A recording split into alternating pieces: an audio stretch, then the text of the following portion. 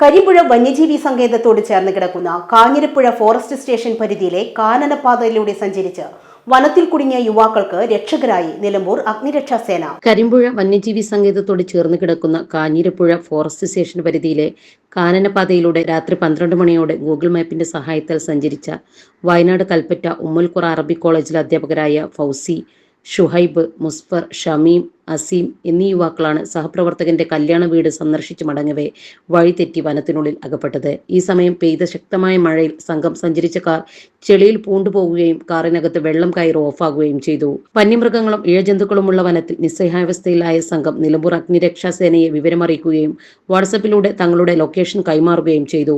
നിലയത്തലവൻ KP ബാബുരാജിന്റെ നേതൃത്വത്തിലെത്തിയ fire and rescue ഓഫീസർമാരായ C. Jamshad, B. Firoz, A. Sreeraj, K. Manoj, Vinod Joseph, home guard Jimmy എന്നിവരാണ് 5 സംഘത്തിന്റെ വാഹനം ഫയർഫോഴ്സ് വാഹനത്തിൽ കെട്ടിവലിച്ച് വാഹനത്തെയും സംഘത്തെയും സുരക്ഷിതമായ സ്ഥലത്തെത്തിച്ചത്. Sahara golden diamonds, Kottappadi, Malappuram. Phone 9744 912 916.